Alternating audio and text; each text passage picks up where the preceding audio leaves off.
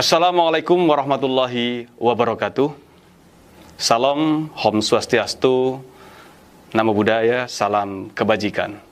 Rahayu, rahayu, rahayu. Berbicara tentang radikalisme atas nama agama di sekitar kita, banyak teman-teman yang bertanya, Mas Ken kan dulu radikal, sekarang menjadi moderat. Bagaimana caranya bisa menerima sahabat-sahabat yang berbeda agama? Katanya dulu kan dikafirkan semua, sekarang kok bisa berdamai? Mereka menanyakan, apa sih menurut Mas Ken arti Ahlus Sunnah wal Jamaah? Karena menurut mereka literasi yang dibaca, orang yang masuk surga itu hanya orang yang beragama Islam. Itu pun dari 73 golongan, yang masuk surga hanya satu, yaitu Ahlus Sunnah wal Jamaah. Apa yang dimaksud Ahlus Sunnah wal Jamaah menurut Mas Ken? Apakah kami yang non-Islam menurut Mas Ken berhak dapat surga? Pertanyaan yang sulit sebenarnya, tapi terus saya jawab. Saya jawab bahwa surga tidak dimonopoli oleh satu agama. Kami umat Islam juga mengimani kok kitab suci agama lain. Kami mengimani Rasul atau utusan Tuhan agama lain.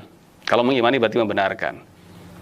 Yang salah ini kan orang yang memanipulasi kitab suci, baik itu di Islam, di Nasrani, di Yahudi, di Buddha, termasuk ya di agama-agama yang disebut sebagai agama misalnya kepercayaan. Karena di dalam Islam sendiri meyakini bahwa di dalam surat Al-Baqarah ayat 62, semua orang itu berhak dapat surga. Jadi di surat tersebut dijelaskan bahwa sesungguhnya orang-orang mukmin, orang-orang yang sudah percaya kepada Tuhan, bahwa Tuhan itu satu. Orang-orang Yahudi, orang-orang Nasrani, dan orang-orang Sabi'in. Siapa orang-orang Sabi'in? Mereka adalah orang-orang yang menjalankan agama sebelum Nabi Muhammad turun. Jadi ada yang, kalau istilah kita ada kejawen, ada Sunda Wiwitan. Tapi yang mereka sudah percaya kepada Allah bahwa Tuhan itu satu, dan mereka berbuat baik, maka mereka berhak mendapatkan surga. Jadi dalam istilah Jawa ada namanya manunggaling kaulo Gusti. Orang-orang yang sudah bisa berdamai dengan orang lain. Memang ini tingkatnya level tinggi. Kita sebut orang-orang yang sudah menyatu ini adalah para utusan Tuhan, Nabi, para Rasul, yang mereka sudah bisa menanggalkan nafsu-nafsu dunia. Contohnya, Nabi Muhammad dibilang tukang senun, tukang sihir, dilemparin batu sampai berdarah-darah. Nggak marah, justru yang lempar didoakan supaya mendapatkan hidayah. Yesus dalam keyakinan Kristiani disalib, nggak marah ketika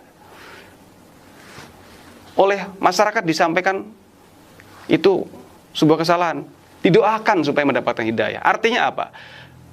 Orang-orang yang sudah berdamai dengan diri ini meyakini bahwa Tuhan kita sejatinya sama, hanya kita berbeda menyebut dan cara beribadah. Memang ketika bicara agama, tiap agama syariatnya berbeda-beda. Kita nggak boleh menyamakan agama.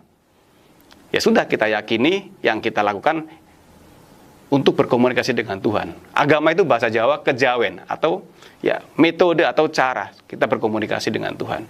Jadi konsep Ahlus Sunnah wal Jamaah adalah orang-orang yang menjalankan agama, ajaran Tuhan dengan cinta kasih, dan al-jamaah adalah orang-orang yang taat kepada negara. Jadi kalau ada orang mengaku rajin ibadah, tahu beragama, tapi dianti terhadap negara, memberontak kepada negara, maka dia bukan kelompok Ahlus Sunnah wal Jamaah. Jadi mereka adalah kelompok-kelompok sebenarnya orang yang ingin berkuasa menggunakan agama sebagai kedok.